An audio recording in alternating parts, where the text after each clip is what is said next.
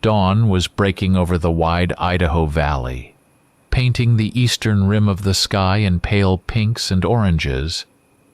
But here at the Roundstone Ranch, the air was still cool, carrying the scent of damp earth and livestock.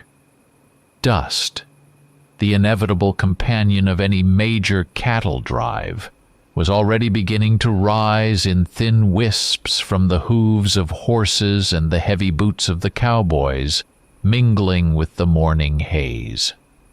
22 men were preparing for the long journey.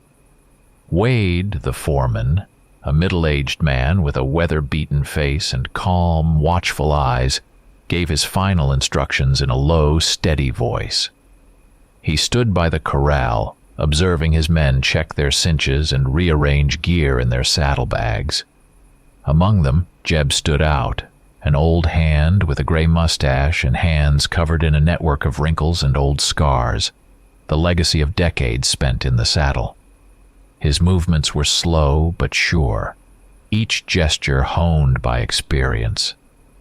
Nearby, Billy, the youngest of the crew, bustled about, his face still untouched by sun and wrinkles, his eyes bright with excitement before his first real drive. Frank and Carlos, two sturdy men with powerful shoulders, worked in silence, their focus speaking volumes about their understanding of the difficult task ahead. They were set to drive a herd of 3,650 head of prime Herefords, powerful beef bulls and cows with their distinctive russet coats and white faces, each weighing around 1,200 pounds.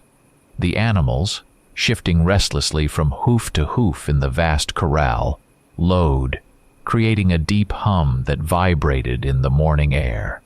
A few ranch hands staying behind waved farewell from the porch of the main house. There were no tears or lengthy goodbyes, just reserved nods and wishes for good luck. The atmosphere was businesslike, tinged with a slight tension, as always before the start of a big undertaking, but without a shadow of premonition. Nothing out of the ordinary. This was work, hard but familiar. Finally, Wade waved his hand, and the corral gates swung open. The immense mass of cattle surged outward, slowly forming a river of russet backs. The cowboys took their positions. 2-point riders rode out front, their job to set the pace and direction. Along the sides, spread out down the long column, moved the flank riders, keeping the herd from spreading too wide.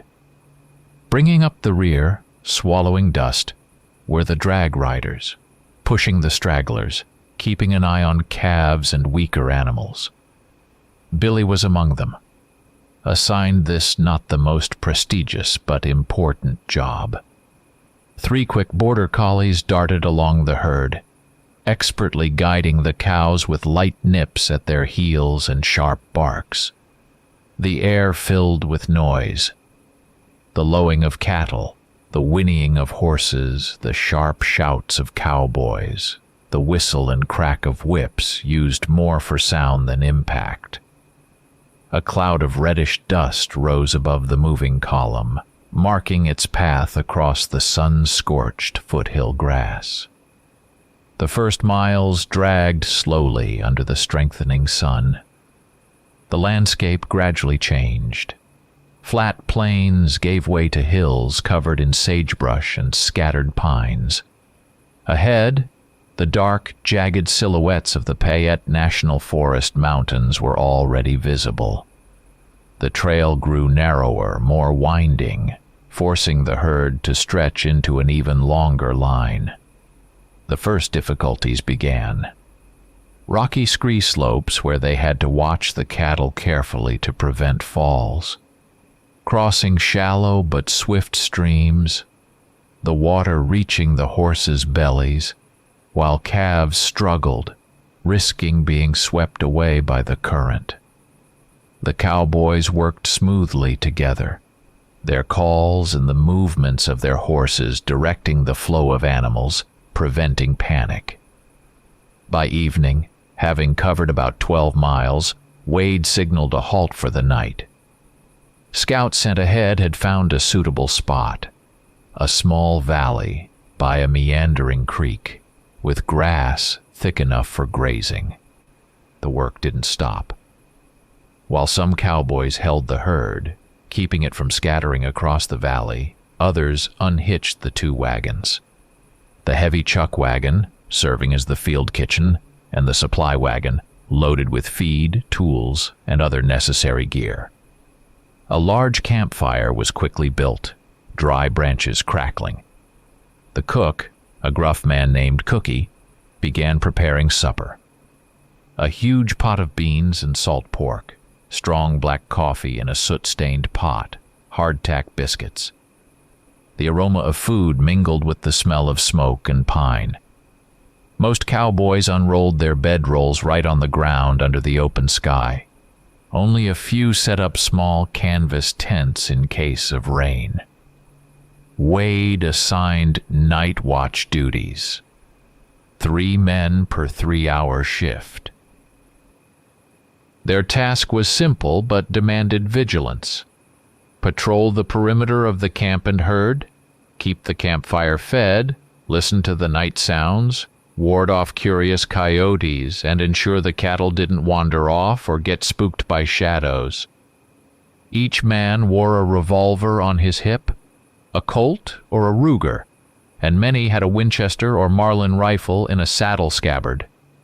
After supper, the first priority was tending to the horses, checking hooves, examining backs for saddle sores, a quick brushing, a portion of oats. Then, the cowboys gathered by the fire, wearily sipping coffee, checking and mending gear. One might be patching a bridle strap, another oiling his revolver's mechanism. Conversations were low-key, discussing the day's journey, the herd's condition, sharing news from the ranch. There was a sense of silent camaraderie among men engaged in shared hard labor, and a common deep exhaustion after the long day in the saddle. Night fell upon the valley, bringing coolness and silence broken only by the crackle of the fire and the distant lowing of cattle. With each passing day, the trail led higher into the mountains of the Payette National Forest. The scenery changed dramatically. Wide valleys were left behind, replaced by narrow gorges and steep slopes covered in dense pine and fir forests. The trails became rocky, winding, clinging to the mountainsides. The pace of the drive slowed considerably. Now they managed no more than 8 or 10 miles a day.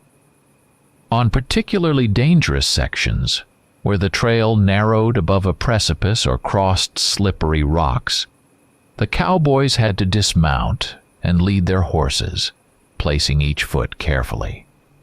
The herd stretched into an incredibly long, thin chain, sometimes disappearing from view around bends in the gorge. Controlling such an extended herd demanded maximum effort and coordination from the cowboys. Jeb and other experienced riders constantly moved up and down the line, preventing animals from straying off the path or getting too close to the edge. Managing the herd in these conditions became a true art. The slightest panic could lead to a stampede or animals falling into the abyss.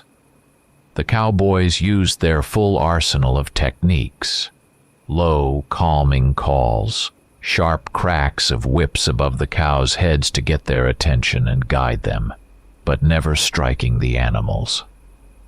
Their well-trained horses worked as extensions of the riders, gently nudging hesitant cows with their flanks, blocking the path of those trying to leave the trail.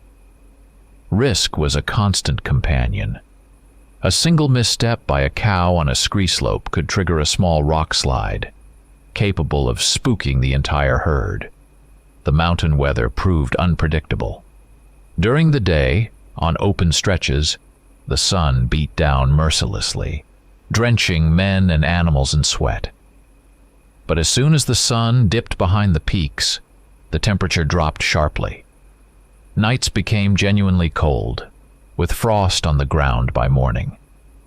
Often, thick, damp fogs rolled down from the summits, enveloping everything in a dense white blanket where visibility shrank to a few yards. Navigating in such fog was extremely difficult. Sounds were distorted and muffled. The cowboys pulled warm jackets, woolen shirts, and waterproof slickers from their saddlebags, preparing for any whim of the mountain weather. Finding suitable spots for overnight stops became harder. Now, it wasn't just about water and grass, but also finding a relatively flat area large enough for the entire herd in camp, preferably sheltered from the piercing night wind by cliffs or dense forest. Each day, Wade sent 2 or 3 scouts ahead, tasked with finding such a place by evening. Sometimes they had to ride several extra miles to locate a suitable meadow or small mountain valley. The hardships of the journey began to take a toll on the cattle. The first lame animals appeared. Rocks injured hooves. The long trek fatigued them. Tired calves started to lag behind. Every evening the cowboys had to rope these animals and examine them. Jeb, possessing basic veterinary knowledge, treated wounds and applied crude bandages. But if it became clear that a cow or calf couldn't continue, a difficult decision had to be made. Sometimes they were simply left behind, at the mercy of nature and predators. Other times, to prevent suffering and avoid attracting unwanted attention to the herd's route with a carcass, the animal was shot. It was a grim but necessary part of the job, one nobody liked, but everyone understood its inevitability. Night watches became routine, but the tension didn't ease. The mountains had a life of their own at night. Absolute silence would give way to sudden sounds. The snap of a dry twig under some unseen weight, the distant howl of a coyote, the hoot of an owl, a rustle in the underbrush. The men on watch slowly rode the perimeter of the sleeping herd, which huddled tightly for warmth, their silhouettes barely visible in the faint starlight or moonlight, if it peeked through the clouds. The campfire in the center of the camp burned brighter, casting dancing shadows on the wagons and sleeping men. Conversations were held in whispers, so as not to disturb the herd or their comrades. Sometimes they used dim, battery-powered flashlights, but more often relied on kerosene lanterns, which provided a steadier, longer-lasting light, or simply on sharp eyes and ears. Horses snorted softly, occasionally shifting their weight. Cows sometimes lowed in their sleep. It was during one such watch that the first strange incident occurred, not causing serious alarm at the time, but remembered later. Billy, patrolling the edge of the herd nearest the forest, went down to the creek to fill his canteen. In the soft mud right by the water, he noticed a track. It was very large, much bigger than a wolf print, and somehow blurred, indistinct. It didn't look like the track of a grizzly bear either, which were known to inhabit these parts. The shape was different. Billy called over his watch partner, Frank. He examined the print too, then shrugged. Later, by the morning fire, Billy told Jeb about the find. The old man listened intently, asked a couple of clarifying questions, then said it might be the track of an unusually large wolf or cougar, or perhaps the print was distorted by the muddy ground. Another time, deep in the night, the herding dog suddenly started barking urgently, staring into the dark thicket of the forest. They growled, the hair on their backs bristling, but as soon as one of the cowboys shone a flashlight in that direction, the barking stopped, and nothing suspicious was visible. The dogs whined uneasily for a while longer, then calmed down. These minor incidents were discussed briefly and quickly forgotten, dismissed as ordinary night noises and the dog's understandable nervousness in an unfamiliar place. Another hard day's trek lay ahead. Dawn had just begun to color the mountaintops when the routine of the morning pack-up was broken. The changing of the guard, scheduled for 3 a.m., hadn't happened properly. Frank, one of those supposed to relieve the night watch, approached Wade, his face pale beneath the layer of dust and soot.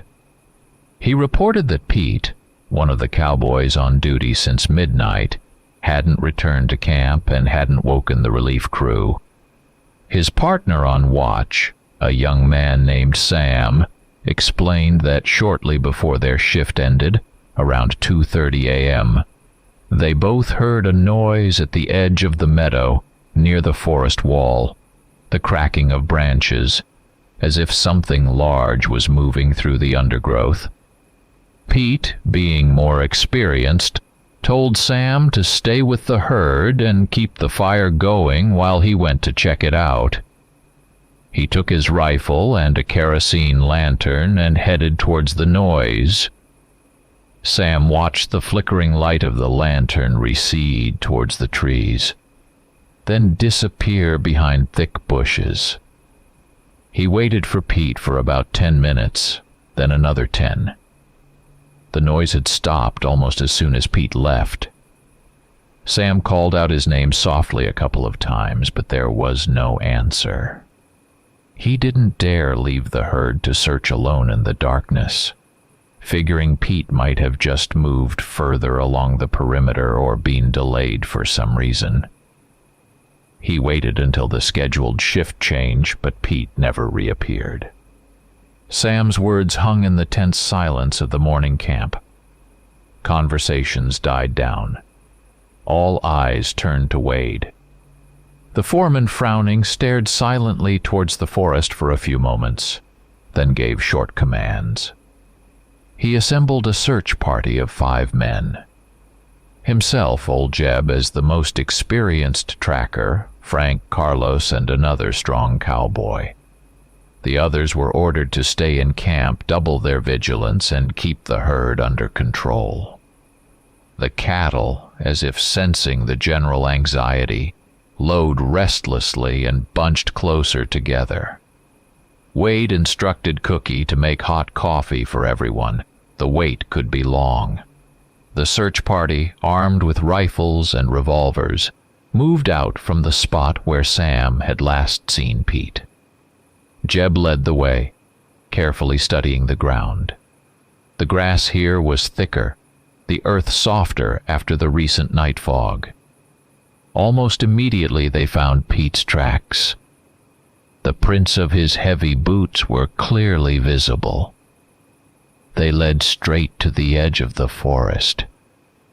Right at the tree line, the scene became alarming. The grass was trampled in a small area. Several branches on the lower bushes were broken. Jeb knelt, examining the ground closely. He pointed to a few dark drops on the broad leaves of wild grapevines. Blood. Not much, just a few drops. Nearby, under a bush, lay a torn piece of fabric, the blue plaid sleeve of a shirt like Pete wore. A couple of yards away, leaning against the trunk of a young pine, stood his Winchester. Wade picked up the rifle. It was loaded, the safety on. It hadn't been fired. Pete's kerosene lantern lay nearby, the glass shattered but the lamp itself intact. Jeb continued scanning the ground around the site of the presumed struggle. And then his frown deepened. Beside Pete's boot prints and the trampled grass, other tracks were visible. They resembled those of a large wolf, but the size was unnaturally large.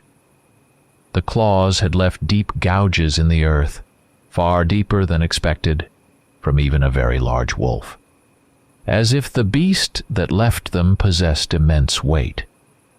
The shape of the track itself also struck Jeb as strange, though he couldn't pinpoint exactly what bothered him.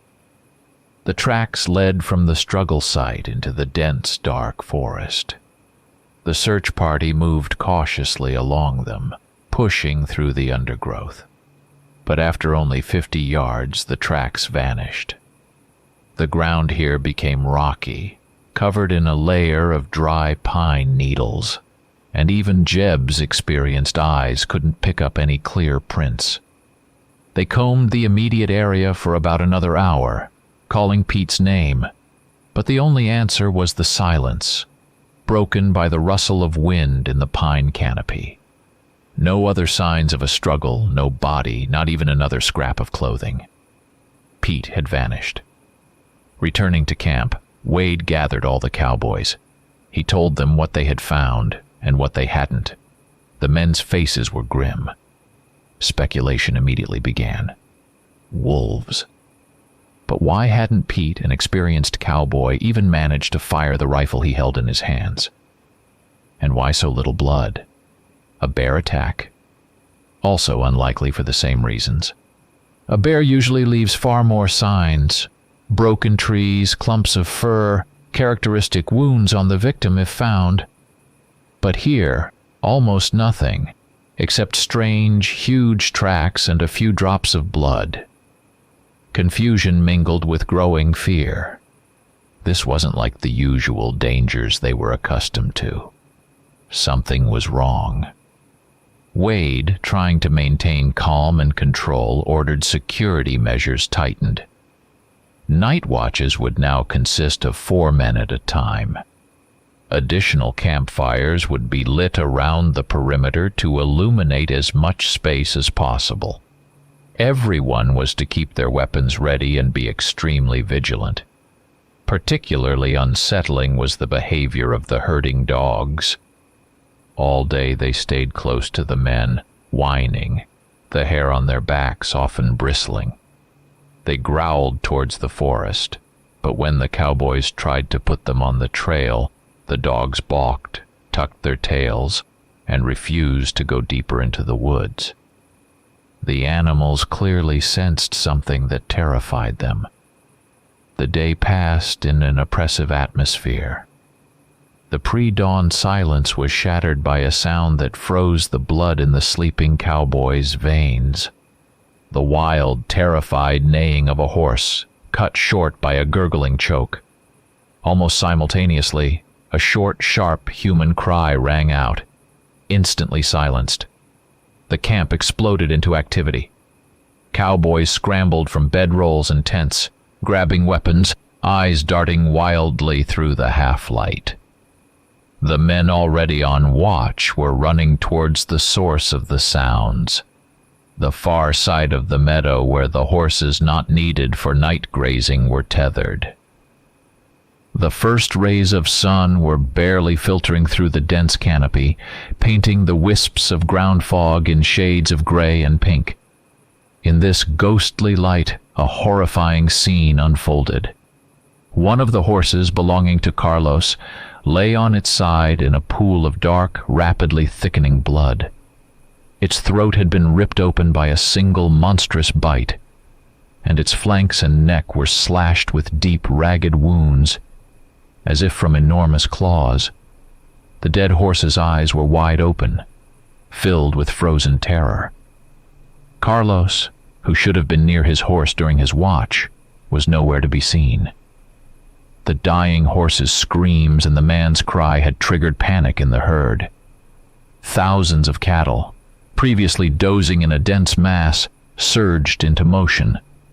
Cows lowed, darting back and forth, their eyes rolling wildly. They bunched into an even tighter, trembling mob, threatening in their blind terror to sweep away everything in their path or plunge into the forest. It took the cowboys several tense hours to calm the herd. Working in the pre-dawn gloom, they shouted, cracked whips, rode circles around the frantic animals, gradually restoring control. Exhaustion and fear mingled with adrenaline. Thoughts of the missing Carlos gnawed at them constantly, but handling the herd demanded their full attention. When the sun rose higher, illuminating the scene of the tragedy, Wade and Jeb were able to examine the area closely. The ground around the dead horse was heavily soaked in blood. Jeb again found the same tracks as near Pete's disappearance. Huge, deep prints with clear claw marks, unlike those of any wolf or bear. They led out of the forest to the horse and back into the forest. But there were almost no tracks belonging to Carlos himself. No signs of a struggle, no drag marks. Only a few drops of blood, not the horse's, on the grass a couple of yards from the carcass, and his old felt hat lying forlornly under a bush.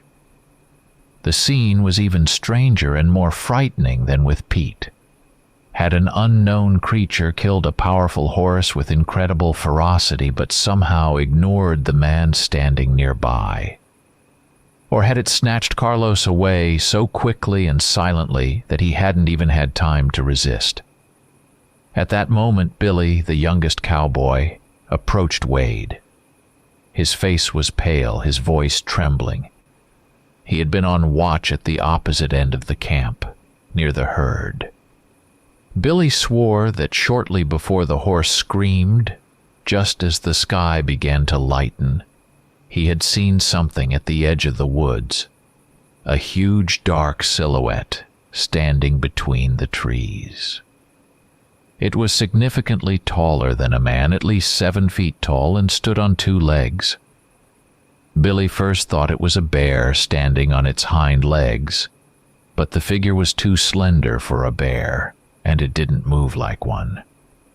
The silhouette swayed and then, almost silently, with unnatural speed, slipped deeper into the woods, vanishing before Billy could react or call for help. Not everyone believed Billy's story. Some, especially the older cowboys, dismissed it as tricks of the shadows in the pre-dawn light, fear, and an overactive imagination after Pete's disappearance. Who knew what one might imagine under such stress? Wade, feeling control slipping away, tried to offer a rational explanation. He suggested they might have encountered some gigantic bear, perhaps old, sick, rabid, or just unusually aggressive. This could explain the huge tracks and the incredible strength needed to kill a horse with one bite. But this theory didn't explain the strange behavior. Why hadn't the predator started eating its kill? Why so few signs of a human struggle? Why were the bodies missing? And crucially, how to explain the bipedal silhouette Billy claimed to have seen? Uncertainty laced Wade's words, and the cowboys felt it. Fear became palpable. It hung in the air like a thick, suffocating cloud. These men were hardened by the dangers of the plains and mountains. They had faced predators, harsh weather, accidents. But this was something different. The silence of the attacks, the creature's incredible speed and strength, its selectivity, killing a horse but making a man vanish, the complete absence of the victims' bodies. None of it fit into their worldview, their extensive experience of survival in the West. Quiet arguments began. Some suggested abandoning the herd and turning back immediately, towards people, towards safety. Others argued that the way back was just as dangerous as the way forward. Wade, pointing out that the summer pastures were only a few days' journey away, and that they would be safer in the more open country there, insisted on continuing the drive. But his authority had already been shaken. The animals' behavior changed too, dramatically. The cows almost stopped grazing, even on good grass. They constantly stayed in a tight group, nervously flinching and shying away from any sharp noise or movement from the direction of the forest. Their lowing became anxious, mournful. The horses were also spooked. They snorted, rolled their eyes towards the trees, refused to approach the edge of the woods even for lush grass. The work of driving the herd turned into sheer agony. The following night brought a horror that surpassed all previous fears. The moon, nearly full, bathed the meadow in an eerie, silvery light, creating sharp shadows and making the darkness under the trees seem even thicker and more impenetrable. The enhanced precautions, 4 men on watch, extra fires around the perimeter, proved useless. The attack came suddenly and apparently was coordinated. Almost simultaneously, from 2 different sections of the perimeter, cries of terror erupted, punctuated by frantic, scattered shots from rifles and revolvers. Chaos instantly engulfed the camp. The remaining cowboys leaped up, grabbing weapons, trying to figure out where the threat was coming from, where to shoot. The herd went mad with fear again, stampeding across the meadow, threatening to trample everything in its path. Through the bellowing of cows and the gunfire, short, dying screams of men could be heard. Later, when silence fell and trembling hands struggled to hold weapons, Frank, one of those who had been on watch and miraculously survived, managed to recount what happened. He spoke with a stutter, his face contorted with terror, eyes darting around as if expecting another attack from the shadows. He and his partner, a kid named Mike, were patrolling their section of the perimeter when they heard branches cracking very close by, in the woods. They aimed their flashlights' beams there, and then Frank saw it. Something huge, dark, moving between the trees with incredible, unnatural speed. It was taller than a man, stood on 2 legs, but moved hunched over with a kind of animalistic agility and predatory grace. In the flashlight beam, for an instant, 2 eyes flashed, burning with a terrifying yellow-red glow. Frank raised his rifle and fired, then again and again, almost point blank. He thought the bullets hit, but the creature didn't even flinch. It let out a low, guttural growl that chilled Frank's blood. Or perhaps conversely, it was utterly silent. Frank wasn't sure anymore, his memory scrambled by shock. The next moment, the creature lunged forward, grabbed Mike, who was also trying to fire his revolver, and dragged him into the darkness of the forest with the ease of snatching a rag doll. It all happened in seconds. Frank managed to fire once more at the retreating creature's back, but it didn't even turn around. Morning revealed the horrific toll of the night's massacre. 3 more cowboys were missing. Mike, dragged away before Frank's eyes, and 2 others who had been on watch on the opposite side of the camp. Their fate was unknown, but the screams and shots from that direction left no doubt that an attack had occurred there too. Examination of the incident sites yielded even more horrifying evidence. There were large pools of blood on the ground, shreds of torn clothing. They found one of the missing men's hunting knife snapped in half, and another's empty rifle, its stock splintered. But again, there were no bodies, not a single one. The tracks this time were clearer, imprinted in the soft earth near the creek where the creature had apparently dragged one of its victims. Huge clawed feet, but the shape of the foot itself was strange, elongated, unlike that of a bear or a wolf. There was something subtly humanoid about it, yet distorted, monstrous. On the branches of bushes and on the ground, they found a few tufts of dark, coarse fur, unlike that of any bear or wolf. And then Carlos, searching the area where Mike disappeared, stumbled upon something that made his stomach turn. It was a human bone, a fragment of a forearm, it seemed. The bone was snapped clean across with monstrous force, the edges of the break jagged and uneven, as if broken by bare hands possessing inhuman strength. In the oppressive silence, broken only by the frightened lowing of the cows, the word that they had feared to speak was finally uttered. Jeb, the oldest and perhaps most superstitious among them, muttered it. He sat on the ground, shaking his head, his eyes filled with fear and some kind of ancient knowledge. He spoke of old Indian legends, of skinwalkers, evil sorcerers capable of turning into beasts, of cursed creatures, spawn of darkness, that roam wild places at night, hunting humans. His words fell on the fertile ground of terror. No one tried to talk about bears or wolves anymore. Everyone understood. They weren't facing an animal. They were facing a monster.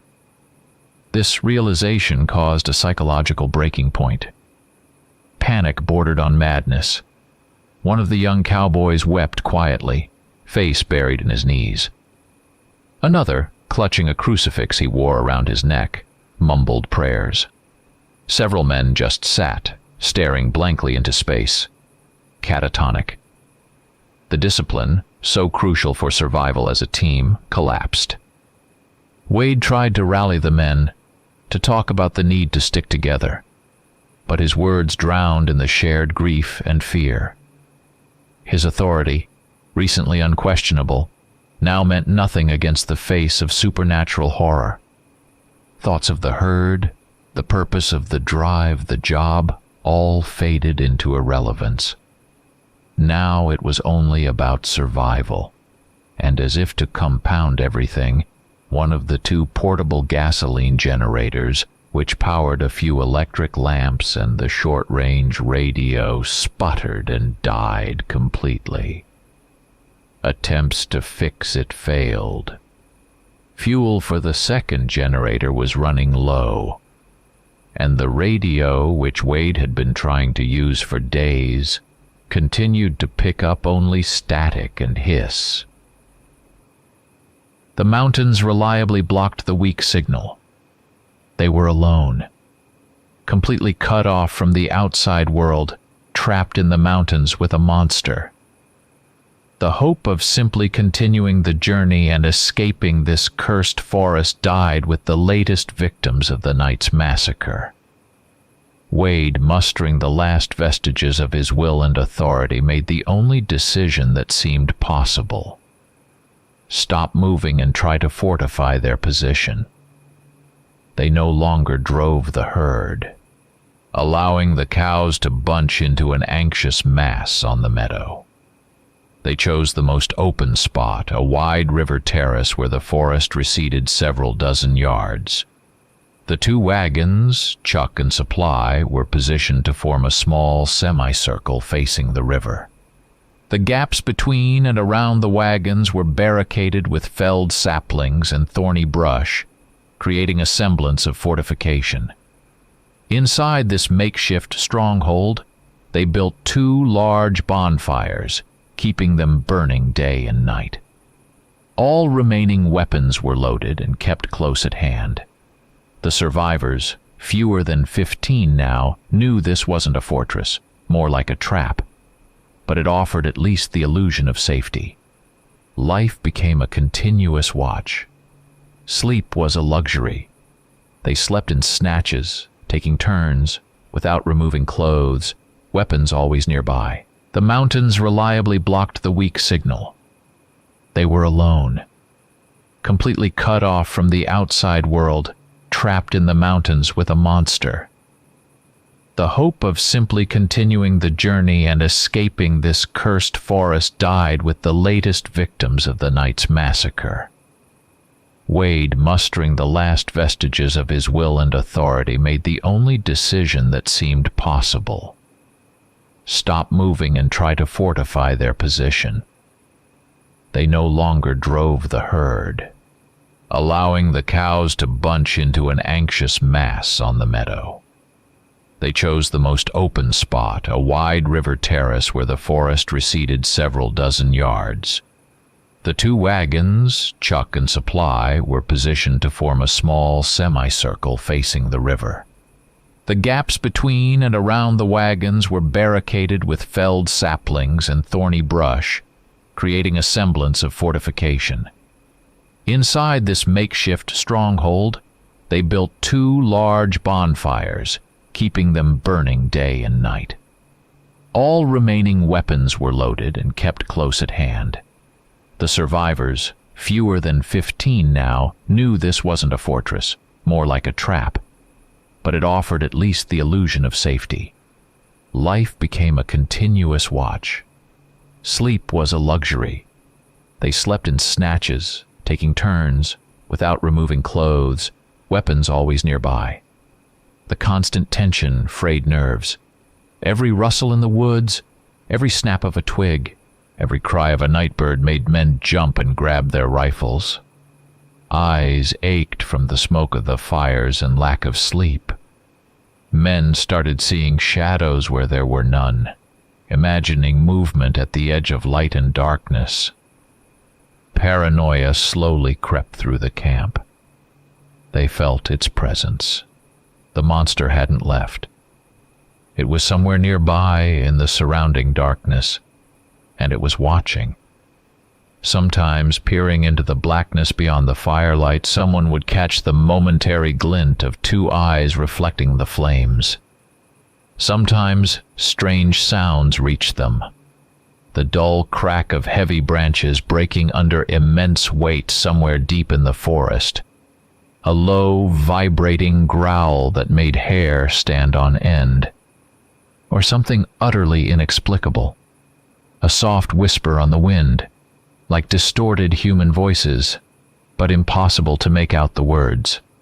The creature didn't attack the fortified camp directly. It seemed to be waiting, playing with them, savoring their fear, slowly tightening the noose. Resources dwindled rapidly. Food supplies, calculated for 22 men and a set number of days, now seemed meager for a prolonged siege. Ammunition was scarce after the panicked shooting of previous nights. Fuel for the single working generator, powering a couple of dim bulbs in the radio, was almost gone. The horses, tied within the perimeter, were exhausted by constant fear.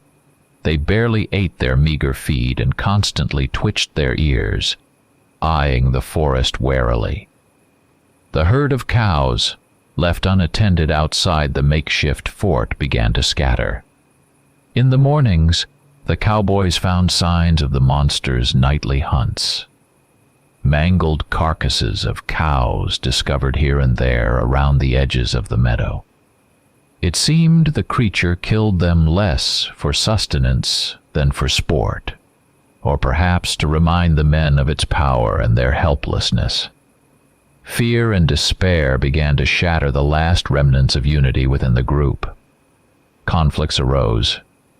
Some, like young Billy, proposed abandoning everything immediately: wagons, remaining horses, gear, and fleeing.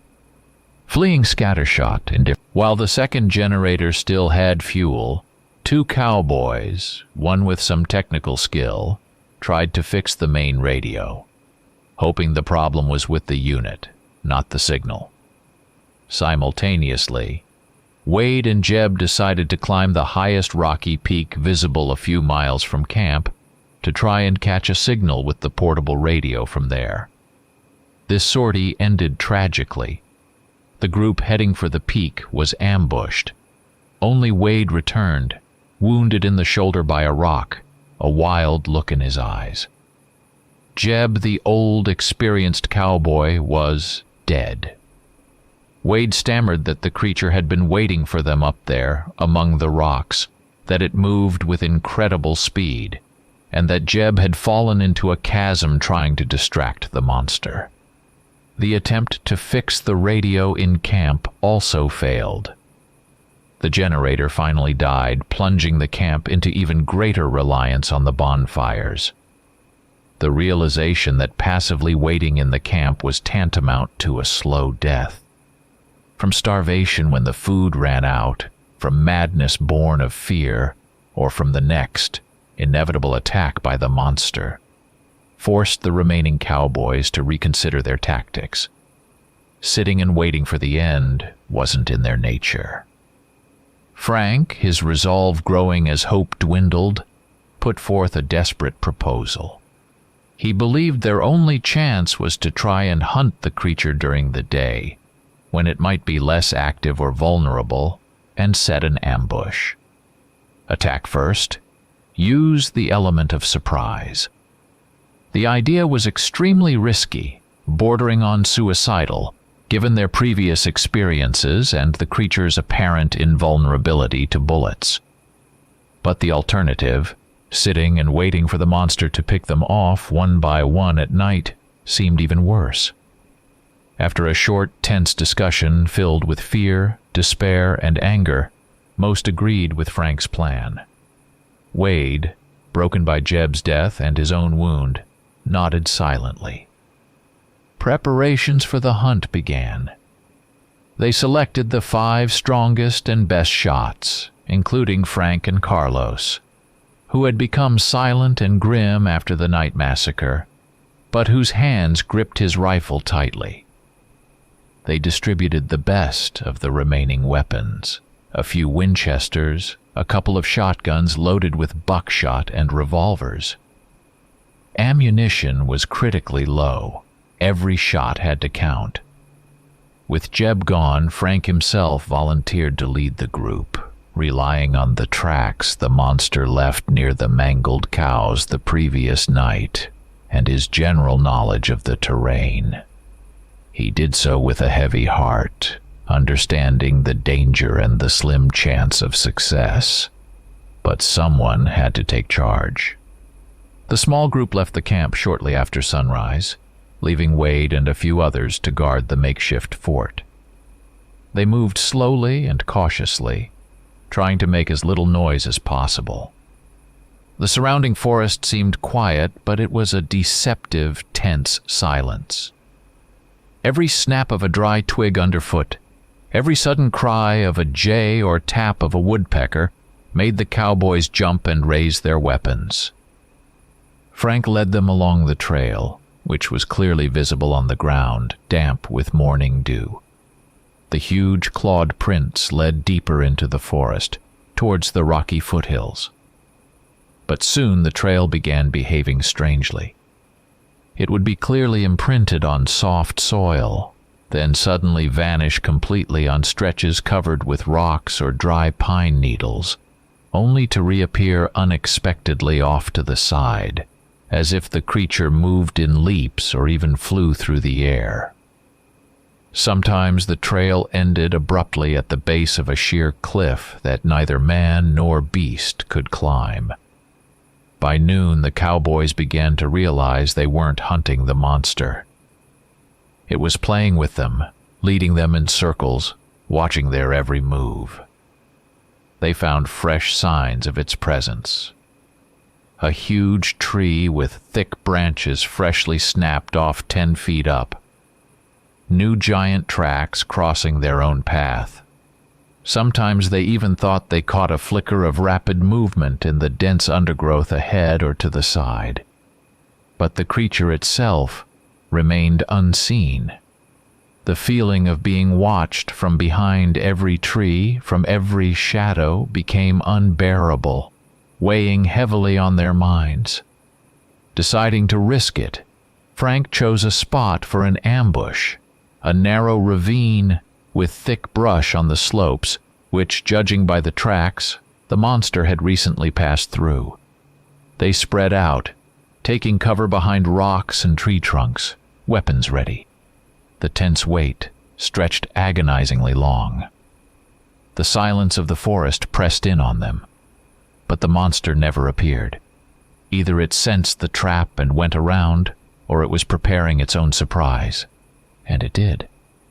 Just as the cowboys, realizing the futility of waiting, were about to leave the ravine, a cascade of rocks rained down from one of the slopes. This was no random rock slide. The stones fell precisely where most of the group had taken cover. Cries of pain and panic erupted. One cowboy was buried under the rocks, another wounded in the leg. While the others tried to help the injured and figure out what was happening, the monster attacked.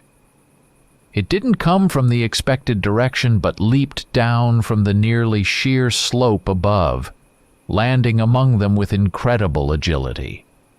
A brief, furious, and chaotic skirmish followed.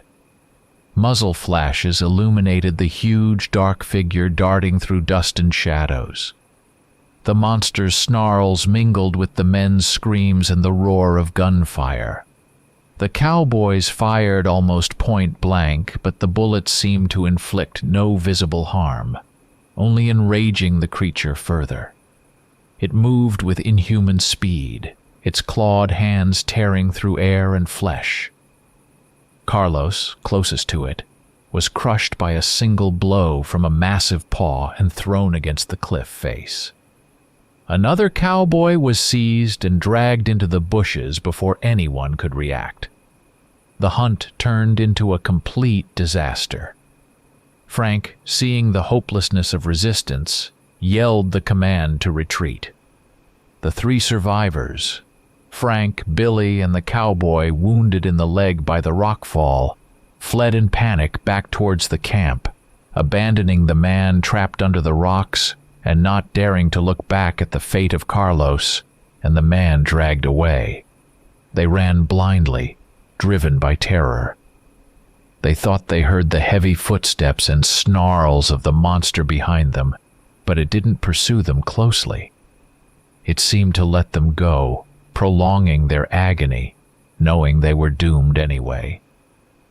They burst back into the camp, breathless, bloodied, and half-mad, bringing only news of more deaths and the realization of total defeat. Hopelessness descended upon the camp like a thick, suffocating shroud.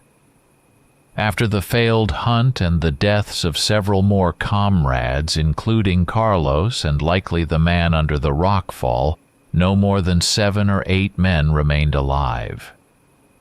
Wade, Frank, Billy, and a handful of others, their faces now gray masks of exhaustion and fear. Ammunition was down to literally a few rounds per rifle, a handful for the revolvers. There was enough food for perhaps another couple of days of meager rations. The only generator had long since died, and now the nights were lit only by the glow of 2 bonfires, which had to be constantly fed, conserving firewood. The flames cast trembling shadows on the wagons and the men huddled near the fire, creating an illusion of sanctuary, but everyone knew how fragile it was. The monster, as if sensing their weakness and despair, grew bolder. It no longer hid deep in the forest. Now its dark, massive silhouette sometimes flickered between the trees right at the edge of the firelight. They saw it. Huge, bipedal, but moving with predatory grace. Sometimes they heard its heavy, ragged breathing or a low, vibrating growl that chilled the blood. One night they heard a distinct sound, the creature scraping its claws along the wooden side of one of the wagons at the edge of the perimeter, as if testing their defenses, tasting the wood. No one dared to shoot. Bullets were too precious, and experience had shown the futility of such resistance. The psychological terror reached its peak. The monster no longer limited itself to sounds and shadows. At night it began throwing rocks into the camp. Not large ones meant to kill, but small ones to frighten, to prevent sleep, to keep them in constant tension. Sometimes blood-curdling sounds drifted from the darkness. The mournful lowing of a wounded cow, or suddenly, the distorted but recognizable voice of one of their dead comrades calling a name. It was driving them mad. Paranoia reached its limit. Men began eyeing each other suspiciously, seeing threats in every sudden movement of a companion. Nerves were stretched to the breaking point, ready to snap at any moment. Wade, gathering his last reserves of strength, proposed a final, desperate plan. Staying here any longer meant certain death. At dawn, they would abandon everything, wagons, gear, anything that would slow them down. The remaining horses would be set free. They were crazed with fear and useless anyway. The plan was simple and insane. Try to break through to the river that flowed half a mile from their meadow. If they could reach the water, they could try to quickly build a primitive raft from logs and float downstream. It was a chance, however slim. The river flowed out of the mountains onto the plains, and sooner or later it had to lead them to people. There was no alternative. This decision meant saying goodbye to the past. They were abandoning the herd they had driven all this way. It held no meaning now. Their work, their familiar world, their lives, all had been destroyed here, in this forest. That evening, Frank silently approached the remaining horses, cut their ropes, and slapped their rumps. The animals shied away, moved off uncertainly, then, obeying instinct, galloped into the darkness. Brief, tense conversations took place by the fire. Men remembered their families, homes, unkept promises. They spoke little, mostly staring silently into the flames, each lost in thought. The night before the decisive escape attempt was particularly hard. The atmosphere became suffocating, oppressive. The cowboys sat by the dying fires, barely speaking, hands gripping weapons loaded with the last few rounds. The forest around them fell into an unnatural silence. The usual night sounds, snapping twigs, rustles, even the distant howl of coyotes vanished. And most terrifyingly, the monster fell silent.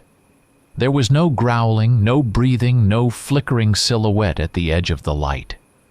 This sudden quiet was more frightening than all the previous threats. It felt as if the forest was holding its breath. It felt as if the creature was out there in the darkness, gathering its strength for a final decisive assault, aware of their plans or simply deciding to end the protracted game. The calm before the storm. An hour before dawn, when the pre-dawn darkness was thickest and coldest, the silence exploded. The monster attacked.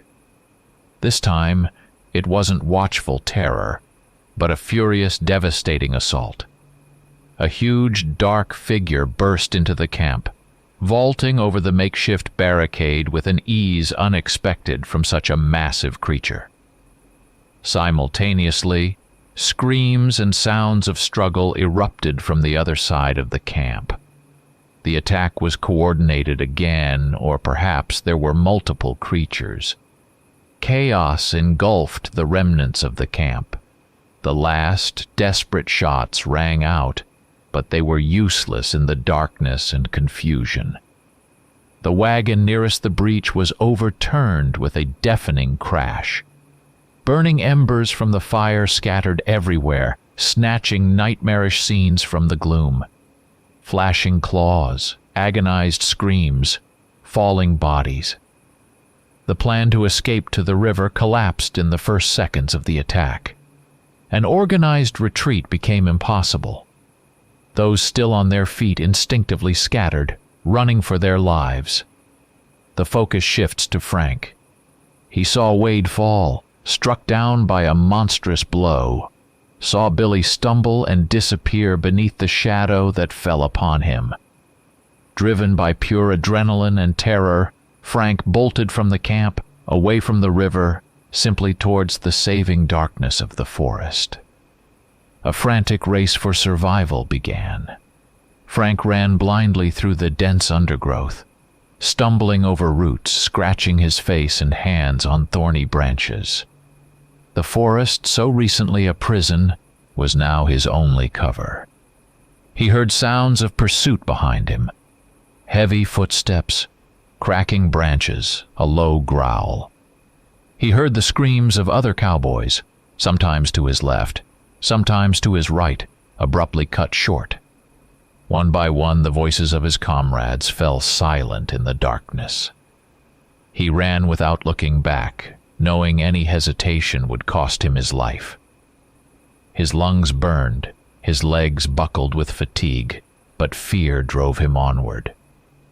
Suddenly, bursting into a small clearing lit by the first rays of dawn filtering through the canopy, he came face to face with it. The monster stood there, blocking his path, as if waiting for him. Frank froze, paralyzed by terror. Now, in the daylight, he could see it more clearly, and the sight was even more terrifying than his nightmares. The creature was immense, at least 8 feet tall. Its powerful, muscular body covered in thick, dark, almost black fur. It stood on 2 legs, but its proportions were wrong, monstrous. Long arms ending in huge, sickle-like claws dangled nearly to its knees. Its head was disproportionately large, with an elongated fanged maw dripping saliva. Its eyes burned with a dull, malevolent red glow. A faint, nauseating stench of rotting meat and damp earth emanated from it. It let out a low, menacing growl and stepped towards Frank.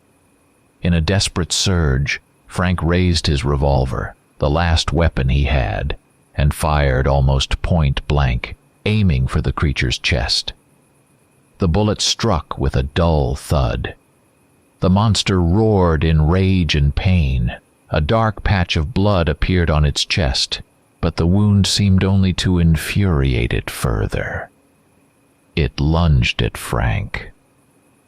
Frank dodged aside at the last second, the creature's claws slashing the air where he had just stood.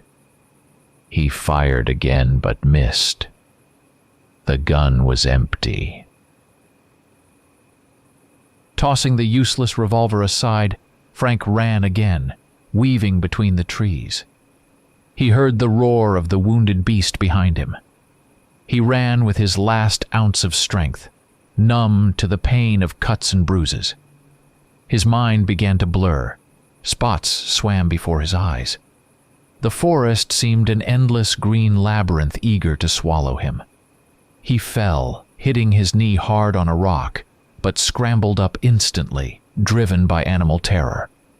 He had to run towards the light, towards open space, and suddenly the trees parted.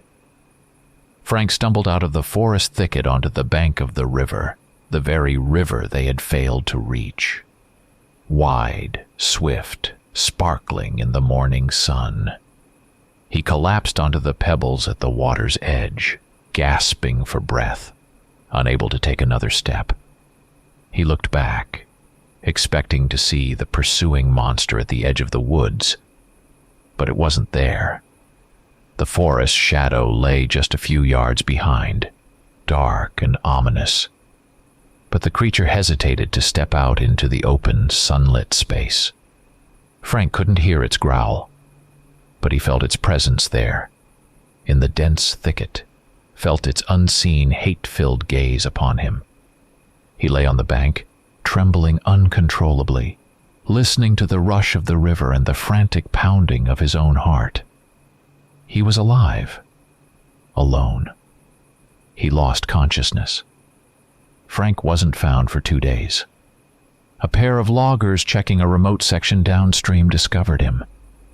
He lay unconscious on the riverbank, several miles from where he had emerged from the forest. He was in terrible shape, dehydrated, utterly exhausted, burning with fever.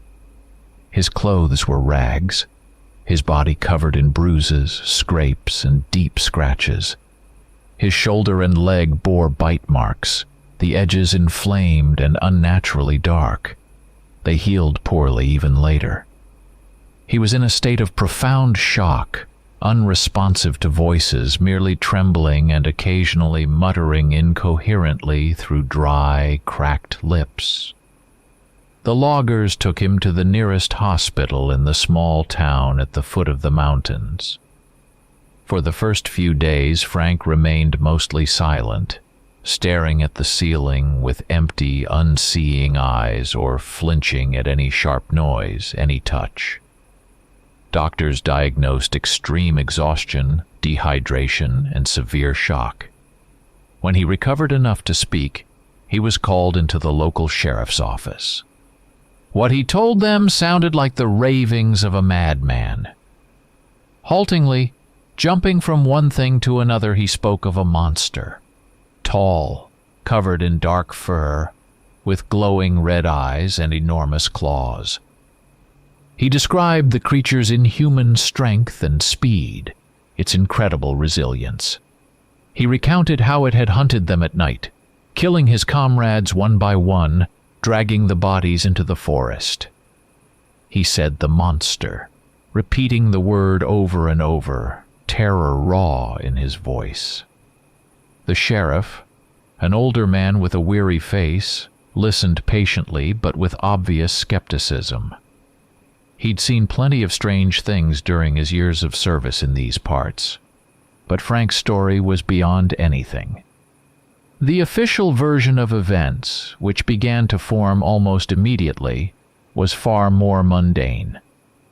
Most likely the group of cowboys had encountered an attack by an unusually large and aggressive wolf pack or a rogue bear. The harsh conditions of the mountain crossing, perhaps a shortage of food or water, led to the men getting lost and weak. Conflict within the group, possibly leading to violence, couldn't be ruled out either. And the horrors Frank described, hallucinations brought on by fever, exhaustion, and extreme stress. The hospital doctors corroborated this version, diagnosing Frank with acute post-traumatic stress disorder with psychotic symptoms. No one believed his story about the monster. Eventually, he was transferred to a specialized clinic for long-term treatment. A search expedition was organized to the location Frank indicated. A team of rangers and sheriff's deputies reached the meadow by the river. They found the remains of the ravaged camp, overturned wagons, campfire ashes, scattered belongings. They found a few gnawed human bones and numerous cattle bones. They discovered Carlos's dead horse, or rather what scavengers had left of it. They also found several spent rifle and revolver casings, but no conclusive evidence of the monster Frank described was ever found. There were no clear tracks of such a creature, no tufts of its fur, no bodies of the missing cowboys. Wolf and bear tracks were present in the area, but that wasn't unusual for these parts. The investigation hit a dead end and was soon officially closed. The cause of death listed as fatalities resulting from wild animal attacks and accidents in a wilderness environment. The fate of the Hereford herd was grim. Most of the cattle either scattered into the vast forests and mountains, eventually turning feral, or became prey for the monster and common predators, wolves, cougars, bears. The Roundstone Ranch suffered colossal losses. The cattle drive route through that section of the Payette National Forest was never used again after the incident. It gained an ill reputation as a cursed place. Frank spent over a year in the clinic. He never fully recovered from the horror he had endured. The physical scars healed, but the scars on his soul remained forever. He rarely spoke of what happened in the woods, knowing no one would believe him anyway. Sometimes nightmares haunted his sleep. A dark silhouette, burning red eyes, the dying screams of his friends. He lived a quiet, withdrawn life, avoiding people and especially wild, wooded areas. And somewhere out there, deep in the vast, wild Payette National Forest, among the ancient pines and rocky gorges, perhaps the nightmare still roamed, leaving a bloody stain on one man's memory and a quiet, sinister whisper in the heart of the woods.